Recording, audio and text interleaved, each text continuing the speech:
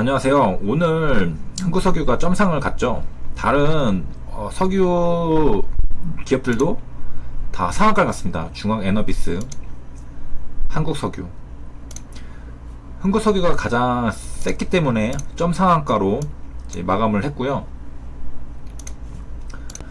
지금 가격 잘 안 보이시겠지만 이렇게 있습니다. 세계 최대 석유 회사인 아람코가 보유한 사우디아라비아 동부 아브카이크 석유 단지에서 현지 시각으로 14일에 드론 공격을 받았습니다. 아브카이크의 석유 단지는 다길 석유 시설로는 세계 최대 규모인 것으로 알려졌습니다. 이게 사우디아라비아고 이게 이란이죠. 기억해 두시면 좋습니다. 이란입니다. 트럼프와 빈살만 왕세자는 긴급 통화를 했는데요. 미국은 이란 배후를 강하게 의심하고 있습니다. 여기 있는 나라가 이란이죠. 이 사우디아라비아는 미국이랑 친합니다. 한국의 산업통상자원부는 당장 원유 수급에 차질이 있는 상황은 아니다라고 밝혔습니다. 사우디는 한국의 제1위 원유 수입국입니다. 29%를 차지하고 있는데요. 그러면 이제 석유 가격을 확인 안 할 수가 없죠. 9월 15일자로 크루드 오일 선물 가격은 여기 보이듯이 갭 상승 후 한번 위로 급등을 했습니다. 그리고 16일에는 다시 가격이 하락하면서 조정을 거치고 있지만 이 당시는 한국 시간으로 오후 4시 20분 경인데 여전히 7%대에 머무르고 있는 걸 알 수 있습니다. 그러면은 뭐로 이제 그 공장을 공격했느냐 하면은 공격 무기가 드론입니다. 사람이 없이 드론만으로 타격을 한 겁니다. 그럼 이 드론은 얼마냐? 대당 이제 1000만원. 이 정도면은 뭐 일반인이 살 수 있는 그 10대니까 1억 정도 들여가지고 그 어마어마한 석유 시설 단지를 공격할 수 있었던 겁니다. 1억이면은 이 세계에 영향을 줄 수 있을 정도로 흥구석유 매수 해놓고 이 1억으로 공격하면은 점상 먹을 수 있는 거죠. 뭐 아무튼 이제 사우디 산유시설 두 곳을 동시 폭탄 공격했습니다. 약간 농담이고 개인이 이거 하면은 다 추적 당해가지고 이제 어마어마한 이제 보복이 들어오겠죠. 그래서 이제 두 곳을 폭탄 공격을 한 건데요. 이들 시설은 하루 처리량이 사우디 전체 산유량의 70%에 해당을 합니다. 핵심 시설이라고 볼 수 있습니다. 이 모든 게 무인기 10대로 공격했다는 것이 놀라운데요. 합쳐서 1억이죠. 당연히 이번 공격으로 인해 일부 시설의 가동 중단이 불가피하게 되었습니다. 그리고 이게 전세계 산유량의 5%에 해당한다고 합니다. 이제 사우디 기준으로는 거의 절반인데 전세계 기준으로는 생각보다 작네요. 그래서 뭐 뉴스 기사들을 보셨겠지만 영향이 있다는 측이 원래는 대다수일 것 같지만 실제로는 별로 영향이 없다라는, 그 다음에 비축해둔 석유도 많기 때문에 상대적으로 장기적으로 큰 영향이 없을 거다라고 전망하는 전문가들도 많습니다. 그러면은 이제 이 공장을 가지고 있던 회사는 어떤 회사인가? 아람코거든요. 아람코는 IPO 기사가 예전에 나왔었던 기업이었는데요. 애플의 수익은 이제 가뿐히 뛰어넘는 이제 어마어마하게 거대한 회사였습니다. 석유 재벌. 역사를 간단히 살펴보면 이제 다음과 같은데 2018년도 8월 26일에 IPO를 철회를 했습니다. IPO를 통해 아람코는 1000억 달러, 하나로 약 112조 원이 생깁니다.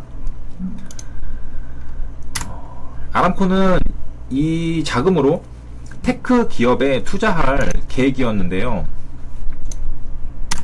PIF를 통해서 투자를 할 계획이었다고 합니다.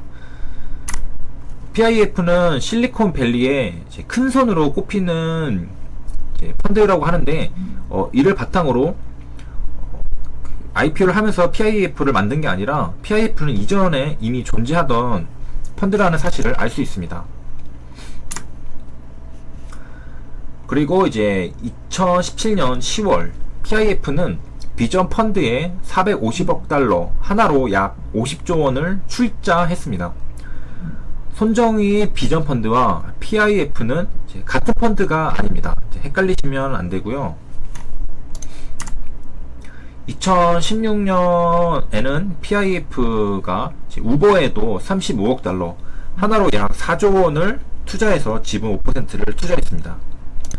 그래서 이제 지금까지 이제 흥구석유가 점상 갔던 배경, 드론으로 이제 석유 공장을 공격해서 석유 생산량에 차질이 생기니까 이제 공급량이 줄어서 가격이 급등할 거다라는 논리로 흥구석유가 상승했던 거, 그리고 그 석유 공장의 주인 그 아람코라는 기업에 대해서도 이제 알아봤습니다.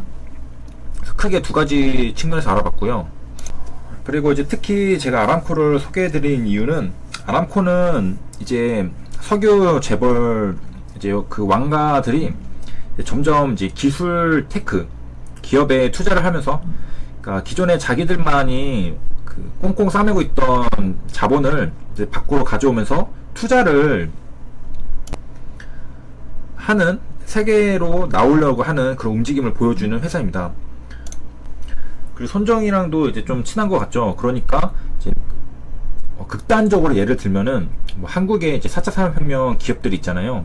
한국의 어떤 기업을 뭐 인수하겠다, 투자하겠다, 그런 이제 말이 나올 수도 있겠고, 그러니까 엄청나게 거대한 자본이니까 전 세계에 이제 좋은 IT 4차 산업혁명 기업들을 노린 투자들이 이제 일어날 수 있겠죠.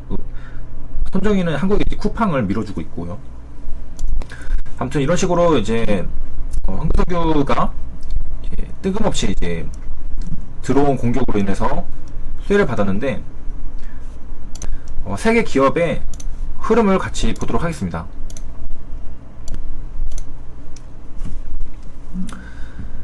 그래서 흥구석유를 제외하고는 신기하게도 한국석유와 중앙에너비스는 마치 드론 공격이 있을 걸 알았다는 듯이 상승을 조금 한 상태였습니다. 이렇게 위로 올라온 상태였죠.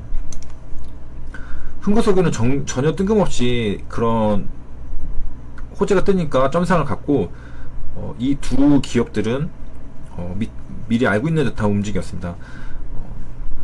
사실은 뭐 음모론적인 생각보다는 시장이 계속 이제 상승하고 있었죠. 최근에 반등 시장이었으니까 이제 그래서 같이 상승해 준 거로 이해를 하는 게 합리적이지만, 그래도 좀 신기한 거는 신기한 겁니다. 그리고 이제 보려고 하는 거는 이제 중앙에너비스와 한국석유를 같이 보려고 합니다. 한국석유는 시초가부터 점상이었기 때문에 주가가 제자리였죠. 그래서 볼 필요가 없고, 현실적으로 우리가 이제 매매를 한다고 했을 때는 중앙에너비스 아니면은 한국석유 둘 중에 이제 매매를 했을 겁니다. 저는 중앙에너비스를 저는 급하게 매매를 했기 때문에 한국석유를 매매를 했었는데, 중앙에너비스를 매매를 했어야 합니다. 그래서 눈치가 이제 빠르신 분들은 이제 이런 자리에서 매수를 시초가에 넣을 수 있었겠죠. 왜냐면은 석유 관련한 드론 공격 기사는 장 시작하기 전에 이미 나왔습니다. 그래서 그 석유 관련주가 오늘은 엄청나게 크게 상승을 하겠다 라는 이제 눈치가 생겼겠죠. 저도 그렇게 눈치를 챌 정도면은 잘 하시는 분들은 이미 다 관심 종목으로 다 뽑아놓고 매매를 하셨겠죠.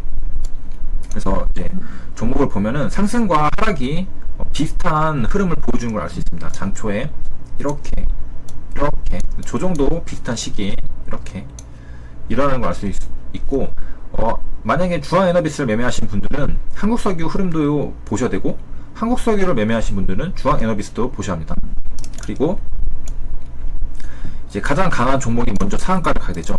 그리고 보통은 중앙에너비스가 이제 2등주인데 1등주는 점상, 2등주는 이제 상한가. 그러면 3등주는 보통 이제 떨어지게 되는데 이번 재료가 워낙에 이제 허지가 강했기 때문에 한국석유 떨어지지 않고 결국엔 상한가를 마감했습니다.